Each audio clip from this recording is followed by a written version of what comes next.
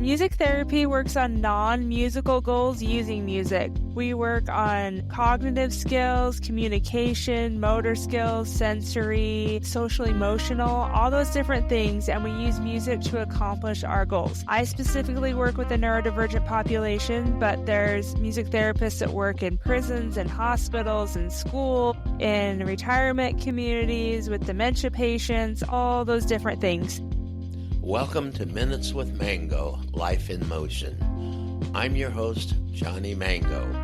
This is the place where we inquire about lifestyle, culture, and careers. Weekly, we meet with new guests that make a contribution of their insightful stories about their careers and how those careers impact their lifestyle and culture. Hello, everybody. This is Johnny Mango. Today, we have somebody with us that I think is going to be helpful to a lot of different people, a lot of different ways. Her name is Samantha Foote, and she's a neurodivergent board-certified music therapist. And for those of you who don't know what a neurodivergent person is, I'm sure we'll learn from Samantha what that is. So, Samantha, welcome. And Thank you. Tell us a little bit about yourself. Tell us about Samantha Foote. Yeah, so like I said, I'm a neurodivergent board-certified music therapist. I am a mom to 3 kids who are also neurodivergent, and I've been a music therapist for 14 years. And yeah, I work with the neurodivergent community. And for those who don't know, neurodivergence just means like if you're diagnosed with autism, ADHD, dyslexia, dysgraphia, those kinds of things. I'm specifically ADHD. My kids are autism and ADHD, so that's what neurodivergence means. Okay, so it's kind of an all-encompassing word for that whole spectrum of things. Yeah. Well, tell us how you got into music therapy? How did Samantha get to the music therapy game? When I was in high school, I was super nerdy and I needed to know what I was going to study in college. So I was a junior in high school and I wanted to do something with music, but I didn't want to teach and I didn't want to perform. I wanted to use music functionally, but I didn't know how that could happen. I also wanted to study psychology. So I randomly found music therapy on this college review website, and looking back on it, the description that they gave of music therapy was not correct at all, but it got me into the field, so I'm very grateful for that. And then, yeah, I just went to Utah State and studied music therapy, got a degree in that, and have been doing music therapy ever since. So can you explain to my listeners what music therapy is? Because that's people think therapy, people think music, and so can you explain what it is and how it works, and then we'll get into who can use it and how they use it? Yeah, so music therapy works on non-musical goals using music. We work on cognitive skills, communication, motor skills, sensory, social, emotional, all those different things, and we use music to accomplish our goals. I specifically work with the neurodivergent population, but there's music therapists that work in prisons and hospitals and school, in retirement communities, with dementia patients, all those different things. But I'm going to primarily speak about where I work, obviously. And so a lot of people think it's just teaching lessons or listening to music, and it's not really any of that. So we might teach lessons to work on motor skills or communication skills or cognitive skills, but most of the time we're not teaching. And I'm not just playing and letting the client listen to me. I think I've only done that like once in my life. And we use all different kinds of music. It's client preferred music. A lot of people think that we just use classical music and it just calms people down. But that's not really what we do. A typical session would be, a hello song or a hello activity. And then depending on the goals, we would do a few different interventions and then close with a goodbye song. For example, the interventions might be songwriting, improvising on instruments, dancing, moving to music, those different kinds of things. Yeah.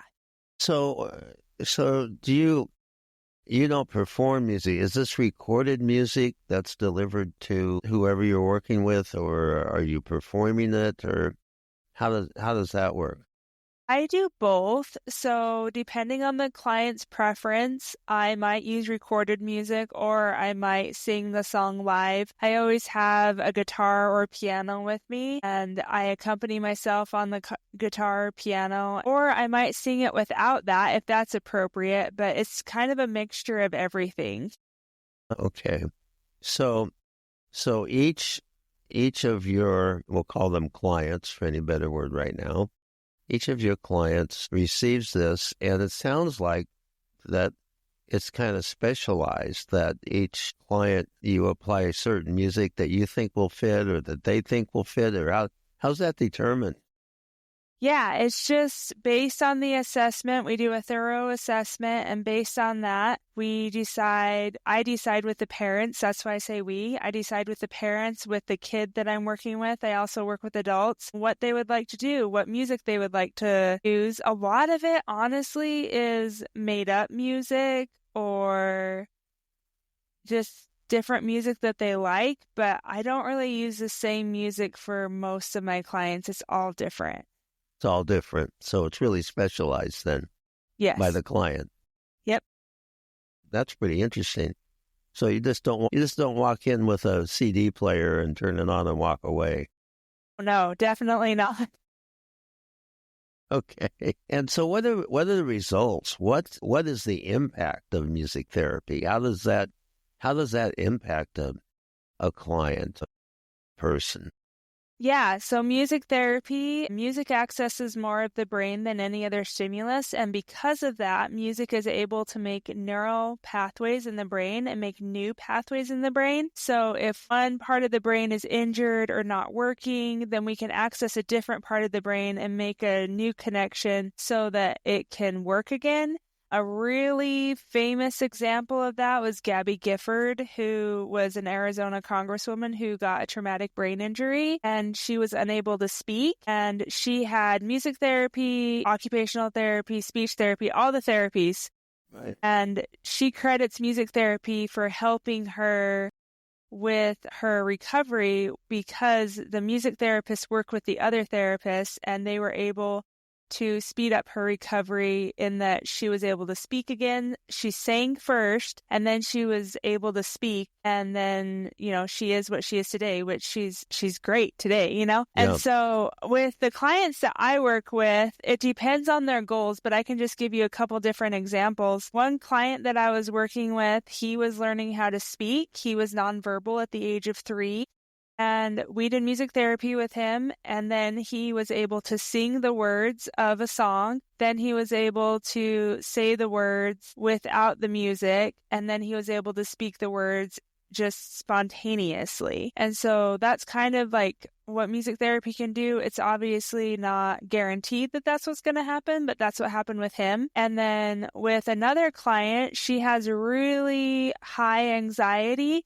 And so I go to her house once a week and we do music therapy where she picks the songs and she plays the guitar, I play the bass guitar, and we just play music together. And that helps her get through her week so that she doesn't have panic attacks. I mean, just that hour of music is able to help her calm her nervous system down so she doesn't have panic attacks during the week. So this is really effective then on kids. So it tends to calm them down. Is that because I'm thinking about, I've encountered a number of neurodivergent people, and that how would I describe it? They seem to be emotionally sensitive. Is that a fair word?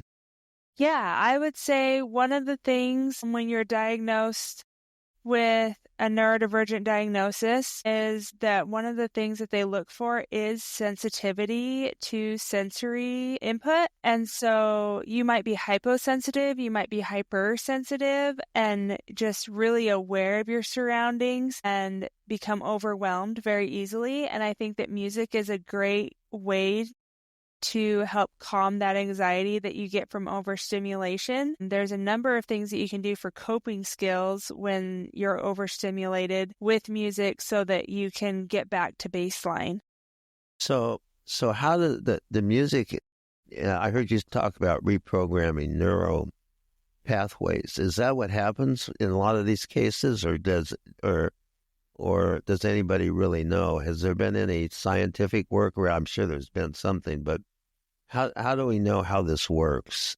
Yeah, there's been research that shows that music can make new neural pathways in the brain. So the more you do something, anytime you do something, you're making new neural pathways in the brain. But because music accesses so much of the brain, it can make those neural connections a little bit easier. Okay. I have two sons and both are musicians. One's a professional. So I've watched them with their music and how it affects them in different ways. So how did you discover that you were neurodivergent? Tell us about your own personal journey and in your discovery. Yeah, I always felt a little bit different in my friend group. I never quite fit into any friend group. I was always a wanderer between all the groups. And so I'm like, I just feel like something's different about me. I don't know. I just always felt like that. But then when I was in my 30s, I was watching TikTok a lot, and as one does during the pandemic. And I was like, oh, all these things about ADHD sound a lot like me. I wonder if I have ADHD. And I went to my psychiatrist because I'd been diagnosed with OCD. And I was like, I think I might have ADHD. And she's like, no, you don't need that diagnosis unless you want medication, and you don't need medication. So I was like, okay, I just let it go. And then a couple years later, I was on thyroid medication and it wasn't working. So the doctor said, well, it should be working unless you have ADHD. And I was like, well, about that, I think I do. And so she tested me and she was like, wow, you have like raging ADHD. And so, yeah, that's when I got the official diagnosis, and I got on medication, and it totally changed my life. Like with medication, I always felt like I was kind of not quite the person that I wanted to be, and I couldn't quite get there. But then when I have it, it helps me just calm down and be able to do the things that I want to do. Really? Wow. So you're an adult when you discovered this. Yeah. Wow. The only thing when I was a kid, I talked a lot, and I always interrupted people, but I did really well in school. And so, back in the 90s, if you did really well in school, they didn't even think that you would have a neurodivergent diagnosis because, back then ADHD was just hyperactive boys that couldn't sit still. Right. So, yeah, because it's attention deficit, right? That's basically the AD and ADHD. Yeah. So if what you're saying is you were able to pay attention, but it manifested itself differently or presented differently for you. I don't know if I paid attention that well. I daydreamed a lot, but I was just, somehow I was able to get my schoolwork done. I was a really good student, and so nobody worried about me. Oh, okay. So you basically kept your head down, did your work, and snuck through. Yeah, but I squirmed around a lot, and I was a big daydreamer. I didn't know what was going on half the time because I tried to pay attention, but yeah. Wow. So, okay. So you got to adulthood. So you were really doing music therapy before you discovered your own ADHD? Yes. Okay. All right. And so did that change anything for you, your outlook or your response or anything once you got a diagnosis like that? I think it just helped me understand myself better and took the shame away from what I was feeling, because my whole life I was really emotional and I talked a lot. I would interrupt people, and there was a lot of shame surrounding that. Like everyone would be like, why are you crying again? Or why are you so happy? Like I was too much. and there was an explanation for it. And so that really helped, I guess, my self-esteem, like knowing that there was an explanation for it, and I just wasn't broken or weird or not right or any of those kinds of things. Yeah. So in doing all this, let's talk a little bit about, I want to talk a little bit about parenting in a few minutes, okay? But I want to finish up on the music therapy I'm thinking with kids with ADHD and you call it, neurodivergent, which is a broader term. I've seen a lot of kids in my life that have been diagnosed with ADHD and the struggles that they've had and watch their behaviors and things like that. How effective is music therapy compared with other therapies, or are there other therapies connected with ADHD? I know there's medication, you talked about it, but are there other natural therapies that a parent can use on their child with ADHD? Yeah, I think the occupational therapy is fantastic if you have ADHD. They work on, self-regulation, body awareness, understanding, social skills, all those different things. Yeah. And my kids are on occupational therapy, and it has helped them so much to be able to understand their own bodies and understand what other people might be doing, to understand the perception of other people. Yes. Other therapies that I've heard work really well is neurofeedback. That is a therapy. I don't quite understand it totally, but they put electrodes or something on your head, and then they do an analysis, and then they just go through a protocol where it's, once again, affecting the brain, changing the neural pathways, and it's able to help kind of diminish the negative side effects of ADHD. Yeah. And so I would really recommend that. And, there's like horse therapy, aqua therapy, all those are really awesome. Yeah. Lots of different things then. Okay. Yep. All right, let's talk about parenting for a few minutes. Okay. Because obviously you're a parent, you have 3 children, and I think didn't you say they're neurodivergent? Yeah. So you've got experience with this, and do you help other parents? Yes, I have a course on Every Brain is Different, the website, and then I also have a parenting community, because I noticed that the one thing parents complain about the most, or that they talk about the most, is that parenting a neurodivergent child is very lonely. And so I opened up that community where people can come and interact with each other and maybe get the support that they need. Is this an online community, or is this something in your local area? It's online. It's online. So anybody anywhere could really join in and participate somehow. Oh, okay. All right. Well, good. We'll have, what's the website for that? It's everybrainisdifferent.com. Everybrainisdifferent.com. All right. So what else do you do with parenting, with working with parents of these children? How do you help them? Yeah, so we work off a 3-pronged framework that we talk about mastering your own self-regulation so that you can stay calm when maybe your kid isn't staying calm, and you can help them, get back to baseline, back where they need to be. And then understanding neurodivergence in general, it comes with so many different things that you might not think about, like sensory differences, communication differences, motor differences. And then we also talk about positive parenting strategies. I use the positive discipline curriculum, and we just use that, but adapt it to parenting a neurodivergent kid, because it's a little bit different than you would use it with a neurotypical kid or a kid who's not diagnosed with any of those neurodivergent diagnoses. So I work off a 3-pronged framework where the first thing is mastering your own self-regulation, because if you're not self-regulated, you can't help your kid who's in distress be regulated.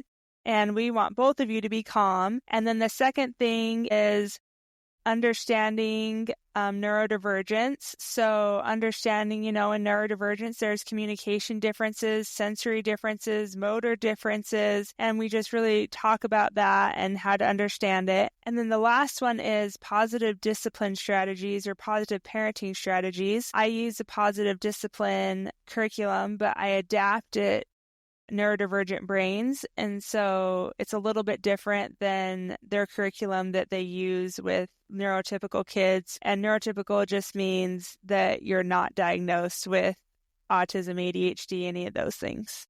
Can you expand on what, for people that are listening, what positive discipline is versus any other discipline, I guess?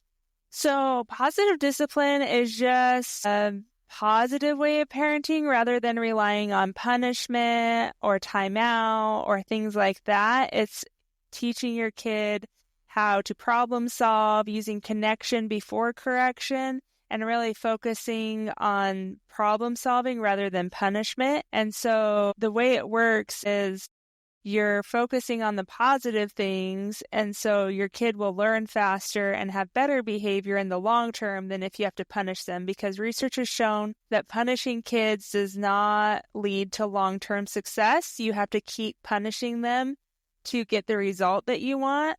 And then if you're using positive methods, then they learn quicker and they have the better behavior that you would want them to have. And what would be give me a couple of examples of what positive discipline would look like with a child? Yeah, so my son threw a Squishmallow once and knocked a planter of mine off the shelf. So a punishment, like a traditional parenting thing, would be to punish him and say, you go to timeout, you were being overly rambunctious and you broke something and you need to go to timeout. So instead of doing that, I can understand that his body was overstimulated. That's why he was throwing things. And then I address the issue. I say, okay, you knocked this over. What are we going to do? What is your plan to fix it? And then he helps me clean it up. He might have to replace the planter. He might have to do some work, to replace the planter. We might work out another solution, but I ask him, what is your plan to make this right? And then that helps him to problem solve and think of a solution instead of just going to his room, being in timeout, feeling shame, feeling like he's not good enough, all those different things. We're actually solving the problem and helping him grow at the same time. So that's really constructive. Yes. To have him help find a solution to a problem that he created is what I'm hearing you say. That it's an involvement. It's a let's fix this together kind of arrangement. And probably letting him kind of take the lead too, as an example of, okay, yeah, we knocked over the plant, so how are we going to fix it? And, well, gee, Mom, we can do this or we could do that or whatever. I see where, from a parenting point of view, that would be working together to solve the problem, but letting him take the lead. Yeah, for sure. Okay. All right. Wow, that's really interesting. I don't think I was ever raised that way, Samantha. A lot of people weren't raised that way. And one of the things that is misconstrued about positive parenting is a lot of people think it's permissive parenting, but it's not. It's definitely not. Like positive parenting, you still have boundaries, you still have rules. It's just how you react when your kid breaks a rule is the big difference. Like, I wasn't going to let my kid get away with breaking the pot. Like, he still had consequences. It just wasn't a punishment that had nothing to do with the problem that we had at hand. Got it. Okay. And how, if a parent thinks they have a kid with neurodivergent situation, how do they find that out? Who do they go to? Do they go to their pediatrician? Do they go to a psychologist? If somebody's listening to this and go, gee, I think my child might have this, what can they do or who can they go to? I would go to your pediatrician first. They can screen for certain neurodivergent diagnoses. They can diagnose ADHD. They cannot diagnose autism, so you would need a referral to a psychologist or a developmental pediatrician is what I'm trying to say. And then if there are some pediatricians who are like, no, you're fine, like it's no worries. But if you really think that something's going on, I would push for an evaluation and get a referral to a psychologist or a developmental pediatrician, just so you have that peace of mind. I have heard a lot of people say that, oh yeah, my child wasn't diagnosed till they were older because my pediatrician said everything was fine. I always knew that something wasn't right, So if you think that there's something going on, I would push for a referral. And what about kids who are diagnosed with neurodivergent situation? Can they change over the years? Can they grow out of that, or is that just a permanent part of their life? Where does all that fit in? Yeah, neurodivergence does not go away. You can get coping skills. Right. You can find ways to work with it. There's a lot of positive things that come with being diagnosed as neurodivergent. And if there's things that affect your life, then you can find coping skills to deal with that. But you don't grow out of being neurodivergent. You'll always be neurodivergent. Okay. All right. And a lot of neurodivergent people are pretty functional out in life as adults, right? Yeah, I mean, it's definitely a spectrum. That's why it's called the autism spectrum disorder. And there is a spectrum of neurodivergence, but, some are more high support needs, some are lower support needs. It just depends on the person. Right. And is there science to know where this came from or how it's come about in humans? They don't know. I personally think it's really hereditary. From what I've seen, it runs in families. Okay. All right. No. And you see it, you work in it, so I understand that. And I know you're not a scientist in that regards. All right. And so music therapy helps these. Do you work mostly with children, or do you work with adults too with music therapy in your practice? I work with children and adults, but I would say 95% of the people I work with are kids. Really? Okay. Yeah. All right. So you have to go. Do you do this online or you do this in person? I can do it on both. I typically do it in person, but there are some sessions that I do online. I see. And how can somebody find you for music therapy? I know you gave us your parenting website, but how does somebody find you if they feel they need music therapy, a music therapist? How they find you? Yeah, they can go to BoiseMusicTherapyCompany.com, or if they want in-person sessions and they're not in the Idaho, like Boise, Idaho area, they can go to cbmt.org and look up a music therapist in their area. Okay. All right. CDMT? It's CB as in boy. Okay. What's that stand for? Certification Board for Music Therapists. Okay. All right. So that's where you can find certified music therapists anywhere, probably. They probably have a whole listing of them. All right. So what would you like to add to this discussion? Anything?